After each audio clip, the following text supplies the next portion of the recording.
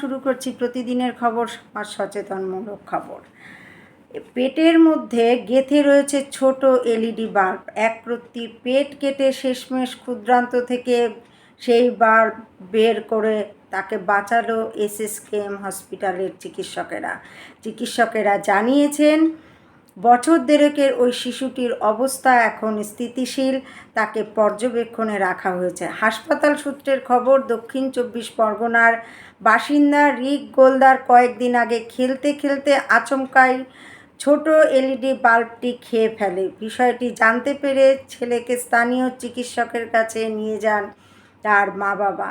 তিনি ওষুধ দিয়ে অপেক্ষা করেন যাতে মলত্যাগের সঙ্গে বাল্বটি বেরিয়ে যায়, কিন্তু 5-6 দিন কেটে গেলেও শিশুটির অবস্থার পরিবর্তন ঘটেনি।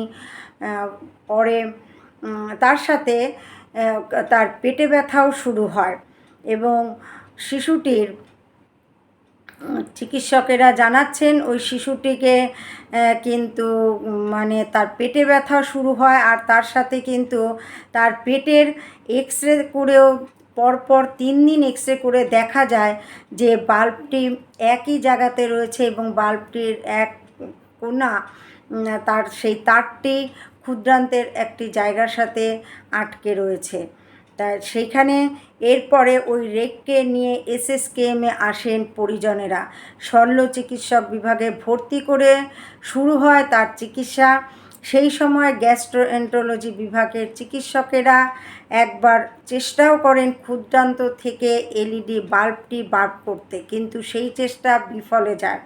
তখন শল্য বিভাগের চিকিৎসক সুজয় পাল সিদ্ধান্ত নেন পেট কেটেই ওই বাল্ব পার করতে হবে। তিনি জানাচ্ছেন, ক্ষুদ্রান্তের প্রথম অংশ অর্থাৎ ডিওডেনামে আটকে ছিল এলইডি বাল্বটি। সেটির 2টি সূক্ষ্ম তারের একটি ক্ষুদ্রান্তে গেঁথে গিয়েছিল।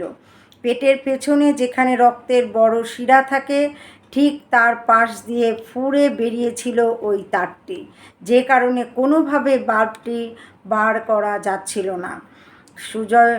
ডক্টর সুজয়ের নেতৃত্বে শিশু শল্য বিভাগের চিকিৎসকেরা তাকে 2.5 ঘন্টা অস্ত্রোপচার করে ওই বাল্বটি পেট কেটে ওই বাল্বটি বের করে আনেন এবং সেখানে থেকে খুব সাবধানে বাল্বটি তো বের করা হয় এবং ক্ষুদ্রান্তের আর এক অংশ জেজুনামের সঙ্গে যুক্ত করা হয় ডিওডেনামকেও। ডক্টর সুজয় বলেন যে দীর্ঘদিন ধরে বাল্বটি ওই জায়গায় থাকলে খাবারের অংশ ওই ফুটো দিয়ে পেটের ভিতরে জমে মারাত্মক সংক্রমণ হয়ে শিশুটির জীবন সংশয় হতে পারত। তিনি আরও বলেন, এই শিশুটির প্রাণ বাঁচানো গিয়েছে ঠিকই, কিন্তু বাবা মায়েদের অনেক সতর্ক থাকতে হবে যাতে এমন ধরনের কোনো জিনিস বাচ্চারা মুখে দিতে না পারে এবং তারা হাতের নাগালে যেন এই সমস্ত জিনিস না পায়। তাই বন্ধুরা, সকলেই চেষ্টা করবেন যে আপনাদের নিজেদের বাচ্চাদের ছোটোখাটো একদম ক্ষুদ্র ক্ষুদ্র কোনো জিনিসের সংস্পর্শে তারা যেন না থাকে। আর যে সমস্ত বাচ্চারা দেখবেন সব সময় তারা কোনো জিনিস পেলে মুখে দেওয়ার চেষ্টা করে, বাচ্চাদের এটা স্বভাব ধর্ম, তা সেটা কিন্তু আপনারা চেষ্টা করবেন যে এই সমস্ত জিনিস যাতে একটু দূরে রাখা হয়, একটু ভেতরে রাখার চেষ্টা করবেন। আপনারা ঘরের অন্যান্য জায়গায় রাখার চেষ্টা করবেন যাতে বাচ্চাদের হাতে নাগালের বাইরে থাকে যে কোনো জিনিসই। শুধুমাত্র এলইডি বাল্ব একটা দেখুন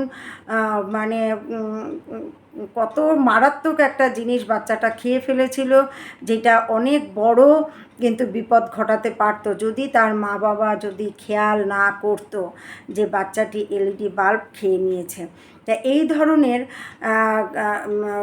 ধরনের জিনিস যাতে আর কখনো না ঘটে সেই জন্যই কিন্তু ডাক্তারবাবুদের একটা সতর্কতা থাকছেই যে বাড়ির গার্জিয়ানরা এবং প্রত্যেকটা মা বাবাই সতর্ক থাকুন, বাচ্চাদের যেন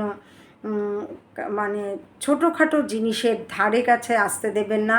আর যেসব বাচ্চাদের মুখে দেওয়ার জিনিস পেলেই কোনো কিছু পেলেই মুখে দেওয়ার অভ্যাস অভ্যাস হয়ে গেছে, তাদের কাছ থেকে কিন্তু অবশ্যই সমস্ত জিনিস, ছোটোখাটো সমস্ত জিনিস দূরে রাখুন। আর সব সময় খেয়াল রাখুন, বাচ্চা যতই খেলা করুক আর যাই করুক, যে তারা যেন কোনো জিনিস মুখে না দিয়ে দেয়। যে কোনো জিনিস, ছোটোখাটো যে কোনো জিনিস কিন্তু মুখে না দিয়ে দেয়, সেই দিকে অবশ্যই খেয়াল রাখুন। আর সুস্থ থাকুন, সতর্ক থাকুন অবশ্যই। মানে আপনারা আপনাদের নিজেদের বাচ্চাদের খেয়াল রাখুন, নিজেদেরও খেয়াল রাখুন। আজ এখানেই রাখছি। নমস্কার।